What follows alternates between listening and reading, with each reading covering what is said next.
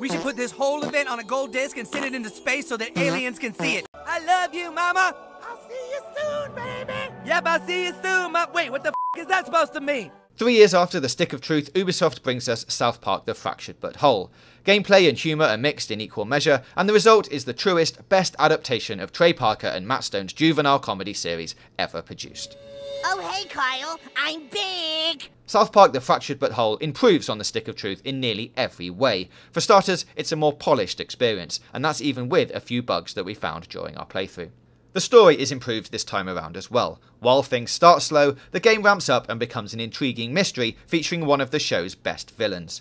It's also more coherent and grounded than The Stick of Truth, and there's less reliance on knowing inside jokes and more setups that are enjoyable on their own. Alright, who the called Santa down from the sky? You killed my reindeer!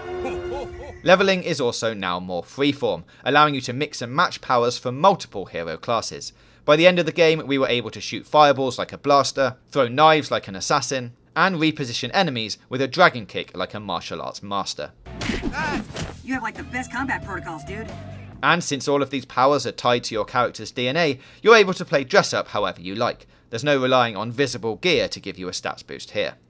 Combat has likewise been expanded into a more robust grid system, where positioning and timing are all important, and a wider variety of enemies will challenge players to stay on their toes. A support type enemy might shield his foes from physical harm, leaving you to rely on your ability to debuff them and add status effects like bleed or burning, for example. It's far more dynamic and enjoyable, since you can't just spam one attack and win, even once you become uber powerful.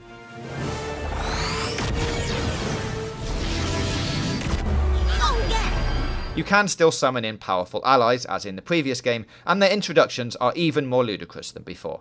Standard combat is far more fun and varied than the Stick of Truth's, thanks to the grid and focus on positioning, but the boss battles are a particular joy, with each one focusing as a climax to a major plot point, while throwing out some wrinkles to the usual combat. Meanwhile, little has changed in the town of South Park itself. Kenny's house has been gentrified and subsequently abandoned, and a memberberry farm awaits you on the road to Canada. Even with these little additions and a few areas blocked off until you power up your farts, you'll still be able to see a large majority of the map within the opening hour. There are only 3 main streets in this quiet little mountain town after all. Despite the relatively small map, it can feel at times like The Fractured But Whole has a case of Ubisoft syndrome, where there's too much to do or keep track of at any given time. But hey, at least there's no radio towers to climb, and the collectibles themselves can earn a chuckle from fans who recognise the inside jokes. Since this is South Park, it should be obvious that the, shall we say, unique brand of humour is bound to ruffle some feathers. From politics to gender identity, PC culture to right-wing theoretic, seemingly everyone gets burned from Matt Stone and Trey Parker's writing to varying degrees. That said, it feels like there's less emphasis on gross-out humour and being as offensive as possible, and more jokes to serve out the story or to make a point. Oh, you little critters again, huh? Santa's gonna kick the shit out of you! PC Principle teaches you how to recognise microaggressions and literally calls you a social justice warrior, but there's no denying that his tips come in handy. Every time an enemy says something demeaning or belittling to a particular demographic, for example, you get a free chance to attack. These aren't the type of jokes to make you really give your life pause, but they're often deeper and smarter than you think.